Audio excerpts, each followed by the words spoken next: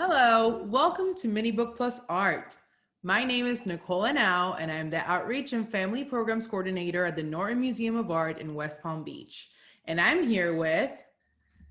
Hi, my name is Miss Marissa Montesino, and I am from the Palm Beach County Library System. And with me I have my friend Amber Denise, also from the Palm Beach County Library System.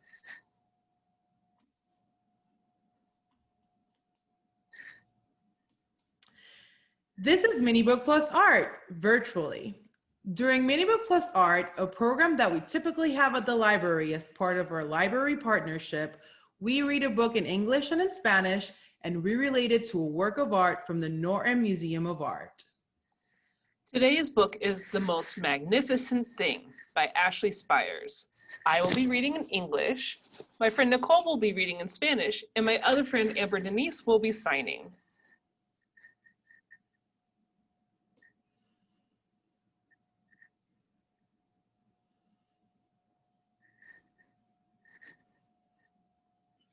The Most Magnificent Thing by Ashley Spires.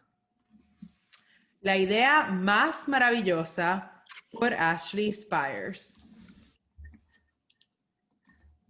This is a regular girl and her best friend in the whole wide world. They do all kinds of things together. They race, they eat, they explore, they relax. He aquí una niña normal y su mejor amigo del mundo mundial. Hacen juntos todo tipo de cosas. Echan carreras, comen, exploran y descansan. She makes things. He unmakes things. One day, the girl has a wonderful idea. She's going to make the most magnificent thing. Ella hace cosas. Él deshace cosas. Un día, la niña tiene una idea fantástica. La idea más maravillosa. She knows just how it will look. She knows just how it will work. All she has to do is make it. And she makes things all the time. Easy peasy. Sabe exactamente qué aspecto tendrá. Sabe exactamente cómo funcionará. Lo único que tiene que hacer es construirla y ella siempre está construyendo cosas. Va a estar chupado. First, she hires an assistant. Primero, contrata a un ayudante. Next, they gather their supplies. They set up somewhere out of the way and get to work. Después, juntan los materiales que tienen, se instalan en un lugar apartado y se ponen a trabajar. The girl tinkers and hammers and measures, while her assistant pounces and growls and chews. La niña manipula y martillea y mide, mientras su ayudante salta y gruñe y mordisquea. When she is finished, she steps back to admire her work. She walks around one side. Her assistant examines the other side. It doesn't look right. Her assistant picks it up and gives it a good shake. It doesn't feel right either. They are shocked to discover that this isn't magnificent or good. It isn't even a kind of sort of okay. It is all wrong. She tosses it aside and gives it another go. Cuando termina, da un paso atrás para contemplar su obra. La rodea por un lado. Su ayudante examina el otro. No tiene buen aspecto. Su ayudante la coge y la sacude. La sensación que da tampoco es buena. Se quedan patitesos al descubrir que el invento no es maravilloso, ni bueno, ni siquiera pasable. Está mal. La niña lo echa a un lado y lo intenta otra vez. She smooths and wrenches and fiddles. Her assistant circles and tugs and wags. Alisa y atornilla y toquetea. Su ayudante da rodeos y tirones y meneos. When she is finished, she stands up and takes a long look at it. Her assistant gives it a nudge with his paw. This is still wrong. She decides to try again. Cuando termina, la niña se levanta y mira su obra con atención. Su ayudante le da un empujoncito con la pata. Todavía está mal. Decide intentarlo otra vez. The girl saws and glues and adjusts. She stands and examines and stares. La niña cierra y pega y ajusta. Se levanta y examina y observa. She twists and tweaks and fastens. She fixes and straightens and studies. Retuerce y retoca y aprieta. Arregla y endereza y estudia. She tries all different ways to make it better. She makes it square. She makes it round. She gives it legs. She adds antennae. Intenta mejorarla de todas las maneras posibles. La hace cuadrada, la hace redonda, le pone patas, le añade antenas. She makes it fuzzy. She makes it long, short, rough, smooth, big, small. One even smells of stinky cheese. But none of them are magnificent. La hace peluda, la hace larga, corta, áspera, suave, grande, pequeña. Una hasta con peste a queso, pero ninguna de ellas resulta maravillosa. Her hard work attracts a few admirers, but they don't understand. They can't see the magnificent thing that she has in her mind.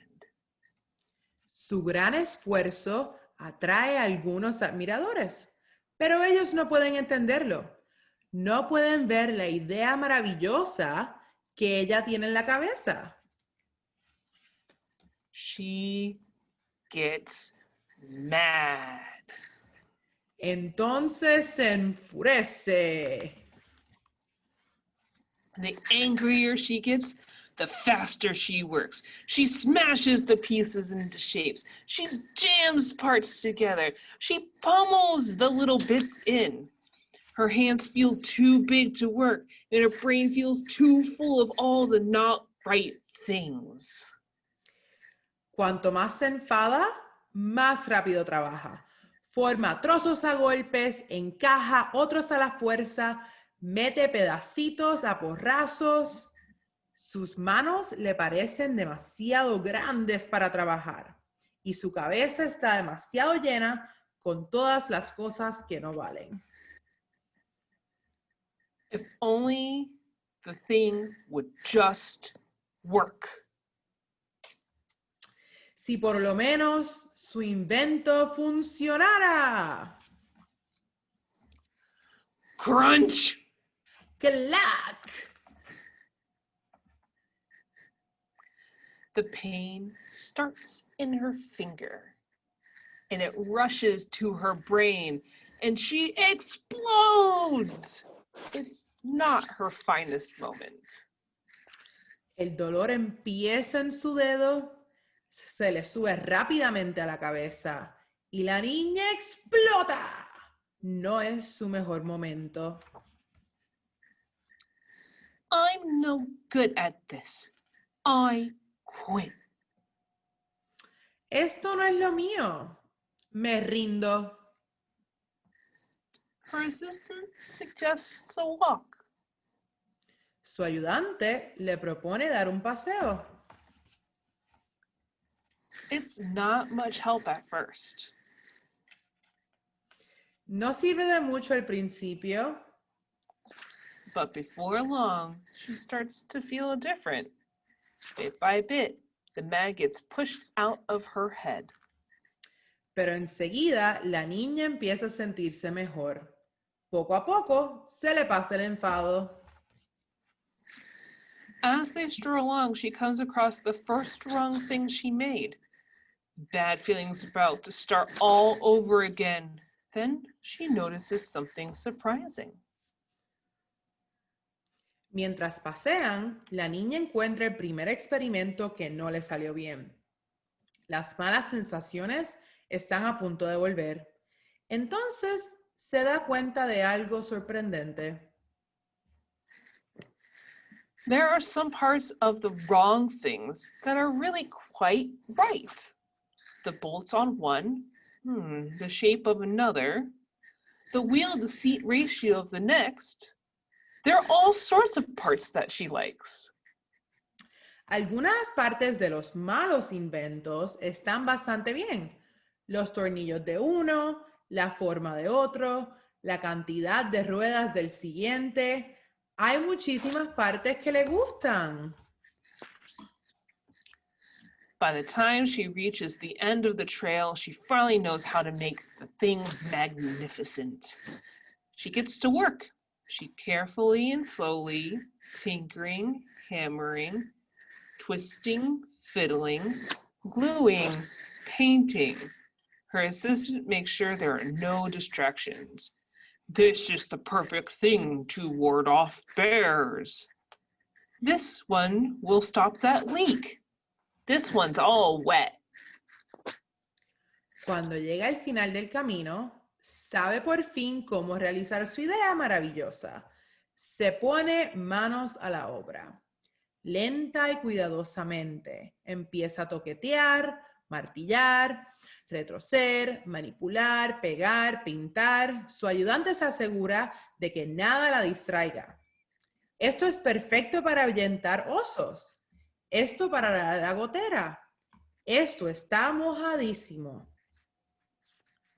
The afternoon fades into evening. Finally, she finishes, and she alerts her assistant. La tarde se va convirtiendo en noche. Finalmente la niña termina. Avisa a su ayudante. The pair take a good long look. It leans a little to the left, but it's heavier than expected. The color could use a bit of work too, but it's just what she wanted. They climb aboard and take it for a spin. They are not disappointed. It really is the most magnificent thing. Los dos miran la obra larga y detenidamente. Está un poco torcida hacia la izquierda y es más pesada de lo que esperaba. El color también podría mejorarse, pero es justo lo que ella quería. Ambos se montan y se van de paseo. No les decepciona. Es verdaderamente la idea más maravillosa. Thank you for joining today's reading. I hope you enjoyed The Most Magnificent Thing by Ashley Spires. Now, let us take a look at this work of art. The name of the artwork is Untitled, Suspendedburstcrushedbox by the artist Phyllida Barlow. This sculpture is part of the Norton Museum's contemporary art collection. We decided to discuss this work of art today because just like the girl in the book, artist Phyllida Barlow used some out-of-the-ordinary materials to create some magnificent sculptures.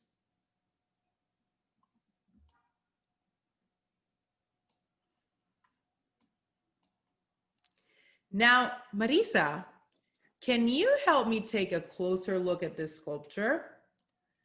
Let's take a few seconds to really look at it. What is the first thing that you notice? I notice a red string or cord hanging from the ceiling, and that's holding something that I can't really identify. Yes, there is definitely a red cord that looks like it's carrying an unidentifiable object. Now, tell me about the colors and textures of this object. Let's discover it. What else do you notice? I see some brown, black, white, more red, and there seems to be a combination of different textures. Some of the surfaces look flat and rough, and other looks spongy. It looks messy, almost like it was left outside to gather dirt and colors of a busy city.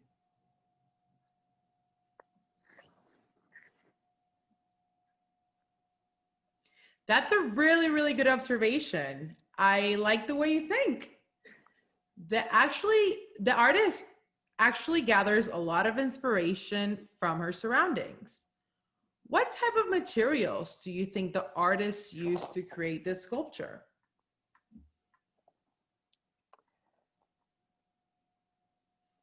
At first, I thought the artist used some really heavy materials.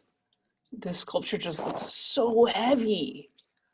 But after looking closely, I can see some cardboard and what seems to look like the big foam blocks that come in delivery packages. So maybe it's not as heavy as I seem, or it seems. That's a good point. What's interesting about Phyllida is that just like the character in the book we read, she found her path making sculptures from paper, polythene, cardboard, fabric, and other inexpensive materials, while other sculptors were actually working with fancier materials like metal and stone.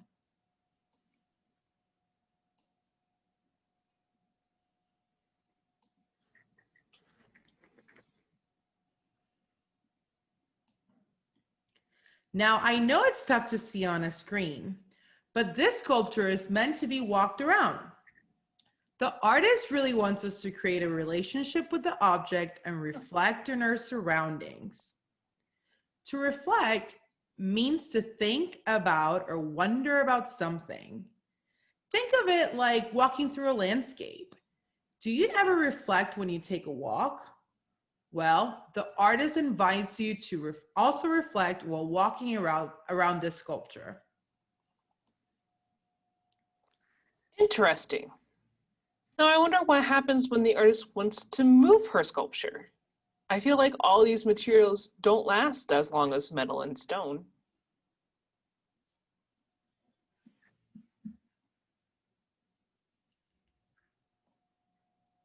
A lot of Phylida's artwork is impermanent, meaning not permanent. Sometimes her anti-monumental sculptures, as she calls them, are used to create new ones. When the artist says anti-monumental, she means the opposite of monumental, which is a word that is often used to describe art, especially sculptures, that are often very important and really big.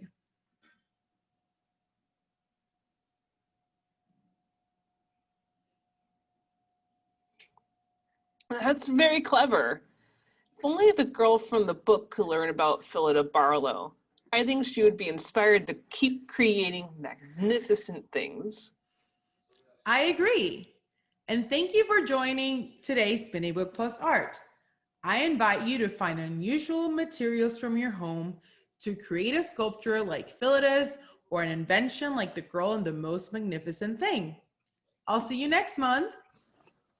Bye!